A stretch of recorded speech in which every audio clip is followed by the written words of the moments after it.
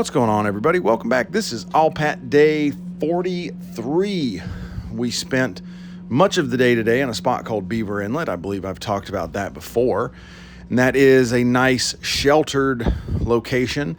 And we went in there because the weather out here in the Gulf of Alaska was quite bad. So we hung out in here.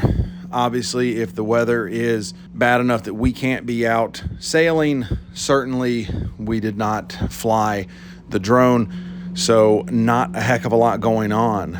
We did have an in-port drill. That is, I know we're obviously not in port, we are underway, but that is something that we do because there are people on board who need to get certain in-port drills done before they can qualify in certain watch stations. And so we do what we can underway to facilitate that. And today, one of those drills was an active shooter drill. We set a training environment, and then we go with an in-port duty section, and we go with a officer of the deck in training, and we go with a gangway petty, if I can speak, a gangway petty officer of the watch in training, and we have those two along with our force protection teams run through what we would do in the event of an active shooter. Which of the weapon stations do you go to depending on where the shooter is? How does the crew, as best they can, how do we lock down the ship? Where do people need to go to muster? Do we need to shelter in place, or do we need to try to go somewhere? All of that, and we run people through that so that we can be sure, or reasonably sure, that in the event of an actual emergency, people will know how to respond. The other big thing that we did today, we had a watch supervisor qualification board for CIC. It was myself, the other petty officer that's qualified as a watch supervisor, and our 3 chief petty officers. One of those is a senior chief. We sat on a board and we asked questions based on scenarios that you could reasonably be expected to face as a CIC watch supervisor. And the person taking the board, she did very well. Now a qualified watch supervisor. And she will start standing the watch once we are underway from Dutch Harbor after the upcoming port visit. But other than that, it was a very easy, somewhat relaxing day. Most people, at least on the operations side, were able to have some time off. I should note, all of this that I say is from the perspective of a CIC watchstander. I'm not an engineer.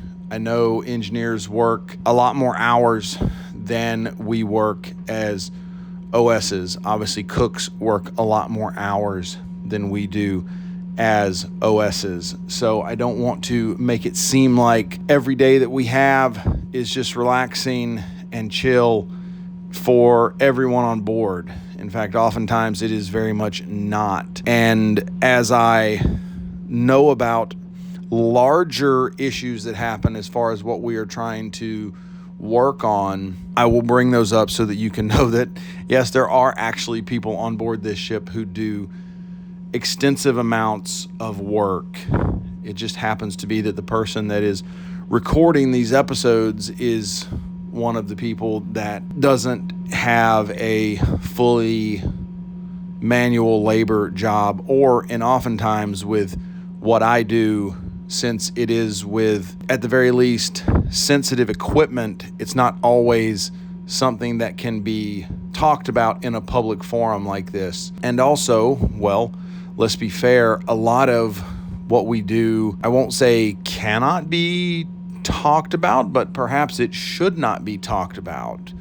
What I mean by should not be talked about, well, shouldn't talk about if there are personnel on board who get into trouble, because oftentimes incidents like that are very private. People don't want their personal business broadcasted across anywhere, much less all the way across the internet on a public forum.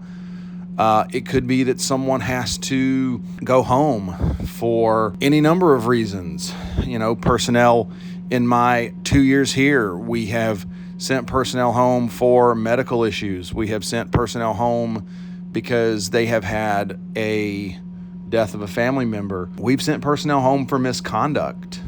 And those are not particular incidents that would be good to broadcast immediately, even though we are on a 6-week delay with this podcast. Like, that's just not something that I want to release.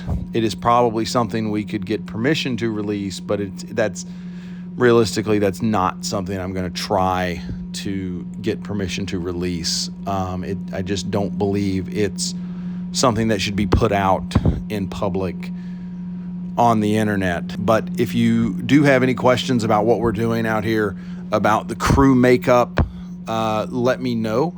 If I cannot answer them, we have a lot of other people on this boat over almost all the jobs in the Coast Guard, so I can have resources available to get the answers that you need.